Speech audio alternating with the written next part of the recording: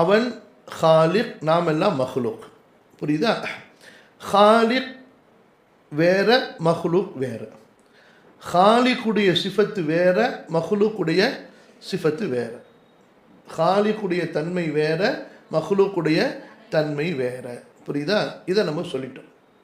இப்போ என்ன ஒருத்தங்களுக்கு சந்தேகம் வரலாம், என்ன ஒருத்தங்களுக்கு கேள்வி வரலாம் அப்படின்னா, சில விஷயங்களை நாம்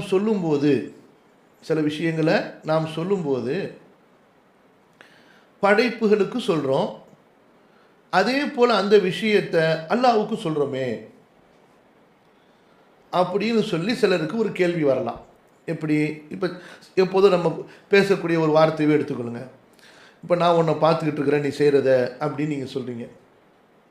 இதே போல் அல்லாஹ் உன்னை பார்த்துக்கிட்டு இருக்கிறான், நீ செய்கிறத அப்படிங்கிறோம். புரியுதா? இப்போ பார்த்தல் என்ற அந்த ஒரு செயலை நம் பக்கமும் சேர்த்தோம், கொஞ்ச நேரம் கழித்து அல்லாவின் பக்கமும் அதை சேர்க்குறோம். நான் உன்னை பார்க்கலனாலும் அல்லாஹ் உன்னை பார்த்துக்கிட்டு இருக்கான் அப்படிங்கிறோம். புரியுதா? நீ பேசுகிறதுலாம் நான் கேட்டுக்கிட்டு தான் இருக்கேன் அப்படிங்கிறோம். ஏன்னா நீ பேசுகிறதுலாம் அல்லாஹ் கேட்க மாட்டான்னு நினச்சிக்கிட்டியா அப்படின்னு ரெண்டாவது கேட்குறோம். இப்போ இந்த கேட்டல், கேட்குதல், செவியுறுதல் என்ற செயலை நம் பக்கமும் சேர்த்தோம், கொஞ்ச நேரம் கழித்து அல்லாவின் பக்கமும் சேர்த்தோம். புரியுதா? இப்போ பாருங்கள், இது விஷயமாகத்தான் இந்த இடத்துல இமாம் இப்னு அபில் இஸ் ரஹிமஹுல்லா நமக்கு சில விஷயங்களை புரிய வைக்கிறாங்க. எந்த ஆயத்தினுடைய வெளிச்சத்தில்? 16வது அத்தியாயத்தினுடைய 60வது வசனத்தினுடைய வெளிச்சத்தில் என்ன சொல்ல வர்றாங்க இமாம் அப்படின்னு சொன்னால், அல்லாஹு தாலா அவனுக்கு மிக மிக மிக உயர்ந்த அல்-அலா, மிக மிக உயர்ந்த தன்மைகள், உதாரணங்கள் இருக்கின்றன அப்படின்னு அல்லாஹ் சொல்கிறான். இதுக்கு என்ன விளக்கம் அப்படின்னா, நீ பாருங்க, படைப்புகளிடம் என்னென்ன சிறந்த தன்மைகள், நிறைவான தன்மைகள், முழுமையான தன்மைகள், சிறப்பான மதிக்கத்தக்க உயர்ந்த தன்மைகள் இருக்கின்றனவோ, படைப்புகளிடம் என்னென்ன உயர்ந்த சிறப்பான மதிக்கத்தக்க தன்மைகள் இருக்கின்றனவோ, உதாரணம் சொல்லுங்க அந்த மாதிரி தன்மைகளுக்கு. மன்னித்தல், கருணை காட்டுதல், உதவி செய்தல். அது மட்டுமா? பார்க்கறது சிறப்பான தன்மை தானேங்க. குருடா இருக்கிறதா சிறப்பான தன்மை? ஒருத்தன் கேட்குறான், செவியுறுகிறான், செவிடா இருக்கிறதா சிறப்பான தன்மை? கேட்குறது சிறப்பான தன்மை தானே. சிறப்பான தன்மைனா உடனே காசு கொடுக்குறதா ஞாபகத்துக்கு வருது. என்ன பாருங்களேன், இப்போ அதுவும் அல்லாஹ்வுடைய சிறப்பான தன்மை தான். இப்போ இந்த மாதிரி சிறப்பான தன்மைகள் என்று எதெல்லாம் நீங்கள் கற்பனை பண்ணுறீங்களோ, படைப்புகளுக்கு இந்த மாதிரி உயர்வான சிறப்பான தன்மைகள் என்ன இருக்கின்றது என்று கற்பனை செய்கிறீங்களோ, இப்போ நம்ம என்ன கேட்குறாங்க இமாம் அவங்க, இந்த தன்மைகளை எல்லாம் படைப்புகளுக்கு கொடுத்தவன் யார் சொல்லுங்க? ஒரு படைப்பை பார்க்கக்கூடிய படைப்பாக படைத்தது யாரு? ஒரு படைப்பை செவியேற்கக்கூடிய படைப்பாக படைத்தது யாரு? அல்லாஹ். ஒரு படைப்பை ஆற்றலுள்ள படைப்பாக படைப்பது யாரு? அல்லாஹ். புரியுதா? அடுத்து இப்போ நீங்கள் சொன்ன மாதிரி காசு கொடுக்கறது, மன்னிக்கிறது, இந்த மாதிரி. இப்போ இந்த மாதிரி உயர்ந்த குணங்களையும் கொடுப்பது யாரு? அப்போ அல்லாஹ் சுப்ஹானஹு வ தஆலா தாம் படைத்த படைப்புகளுக்கு உயர்ந்த தன்மைகளை எல்லாம் கொடுத்துருக்குறான். தனக்கு அந்த உயர்ந்த தன்மைகளை வைக்கலையா? கேட்குறது புரியுதா? அப்போ எந்த தன்மைகளை படைப்புகளுக்கு சிறப்பான ஒரு தன்மையாக அல்லாஹ் கொடுத்துருக்கிறானோ, அந்த சிறப்பான தன்மைக்கு படைப்புகளை விட மிக தகுதி உள்ளவன் அல்லாஹ்.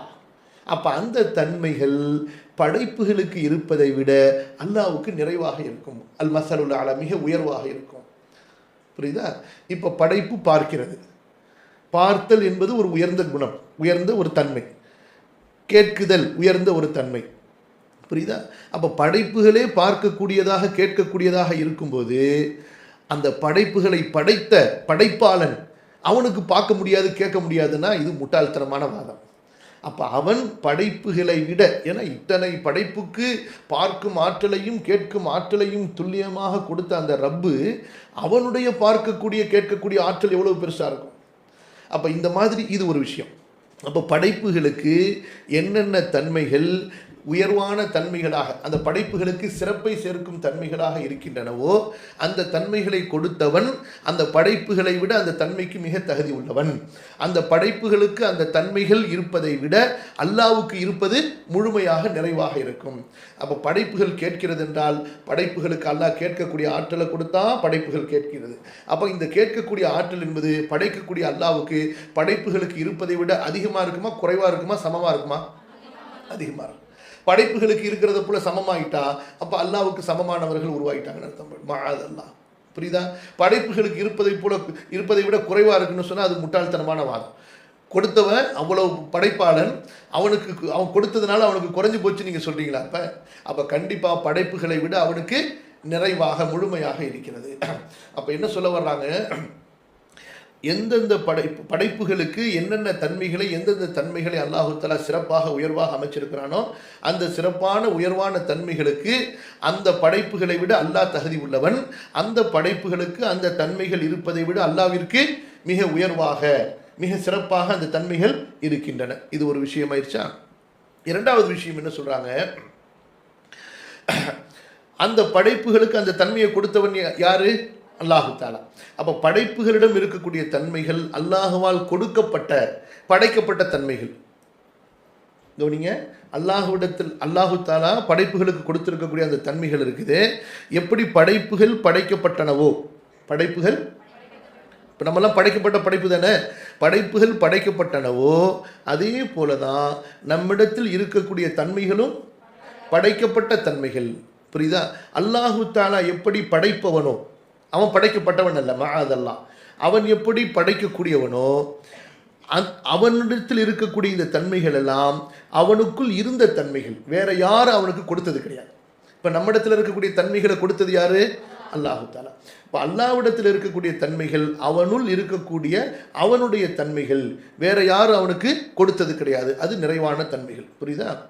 மூன்றாவது விஷயமா என்ன சொல்றாங்க, இப்போ படைப்புகளிடத்தில் குறை, அசிங்கம் என்பதாக இருக்கக்கூடிய தன்மைகள் சிலவற்றை நீங்கள் கற்பனை பண்ணுங்க. கண் பார்வை இல்லாமல் இருக்கிறது, புரியுதா? இந்த மாதிரி நிறைய குறைகள் மனிதர்களிடத்தில் இருக்கிறது நம்ம பார்க்குறோம், குறையாக பார்க்குறோம். இப்போ ஒருத்தனுக்கு 2 கண்ணில் 1 கண்ணில் குறையாக பார்க்குறோம், ஒருத்தனுக்கு கண் இருக்குது ஆனால் பார்க்க முடியல குறையாக பார்க்குறோம், ஒருத்தனுக்கு காது இருக்குது ஆனால் கேட்க முடியல குறையாக பார்க்குறோம், ஒருத்தனுக்கு வாய் இருக்குது பேச முடியல குறையாக பார்க்குறோம். இப்போ பாருங்கள், இமாம் என்ன சொல்கிறாங்க, இந்த வலில்லாஹில் மஸலுல் அலா, இப்போ இந்த படைப்புகளுக்கு ஒப்பாக மாட்டான்னு சொல்கிறோம்ல, அந்த படைப்புகளுக்கு ஒப்பாக மாட்டான் என்பதை நம்ம இன்னும் எப்படி தெளிவாக புரிந்து கொள்வது, அதுக்கு தான் இங்கே இந்த விளக்கத்தை அவங்க சொல்கிறாங்க. இப்போ நல்ல கவனிங்க, படைப்புகளுக்கு என்னென்ன தன்மைகள் இழிவை, அசிங்கத்தை, குறையை கொடுக்குமோ அல்லாஹ் சுப்ஹானஹு வ தஆலா அந்த படைப்புகளை விட மிக சிறந்த முறையில் அந்த இழிவான குறைவை ஏற்படுத்தக்கூடிய தன்மைகளை விட்டு அவன் தூய்மையானவன்.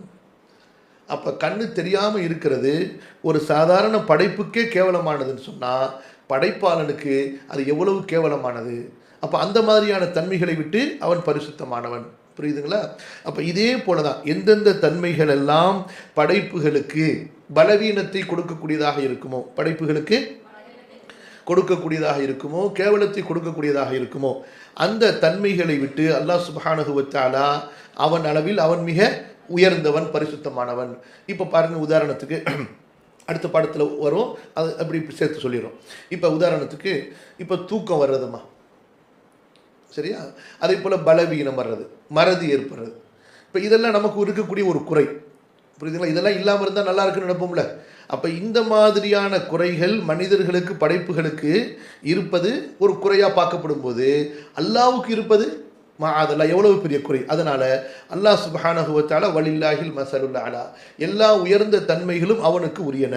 அப்போ எந்த தன்மைகள் படைப்புகளுக்கு இருப்பதை நீங்கள் குறைவாக பார்க்குறீங்களோ, அசிங்கமாக பார்க்குறீங்களோ, அப்போ படைப்புகளுக்கே நீங்கள் அதை தகுதி இல்லாத தன்மைகளாக, ஒரு குறைவை ஏற்படுத்தக்கூடிய தன்மைகளாக நீங்கள் பார்க்கும் பொழுது படைக்கக்கூடிய ரப்புக்கு அந்த தன்மைகளை நீங்கள் கற்பனை செய்ய முடியுமா? செய்ய முடியாது. புரியுதா? அப்போ வலா யுஷ்பிஹுல் அனாம் என்று சொல்லும் பொழுது இந்த ஆயத்தையும் நம்ம சேர்த்து, எப்படி லைஸ கமிசிலிஹி ஷைஉன் சூரத்து ஷூராவுடைய 11வது ஆயத்தை நம்ம படிக்கிறோமோ அதே போல் இந்த சூரத்து நஹலுடைய 60வது ஆயத்தையும் சேர்த்து நம்ம படிக்கும்போது புரிய வரும். அல்லாஹ்விற்கு மிக உயர்ந்த தன்மைகள் இருக்கின்றன. அப்போ மிக உயர்ந்த தன்மைகள் இருக்கின்றன என்றால் என்ன அர்த்தம்? எந்த தன்மைகளை எல்லாம் படைப்புகளுக்கு சிறந்த தன்மையாக நீங்கள் கற்பனை செய்வீங்களோ அந்த தன்மைகள் படைப்புகளுக்கு இருப்பதை விட மிக சிறந்த முறையில், முழுமையான முறையில் அல்லாஹ்விற்கு இருக்கின்றன. எந்த தன்மைகள் படைப்புகளுக்கு இருப்பதை ஒரு குறையாக நீங்கள் பார்க்குறீங்களோ கண்டிப்பாக அந்த தன்மைகளை விட்டு அல்லாஹு தஆலா முற்றிலும் பரிசுத்தமானவன், விலகியவன். அந்த தன்மை அவனுக்கு கிடையவே கிடையாது. புரியுதா?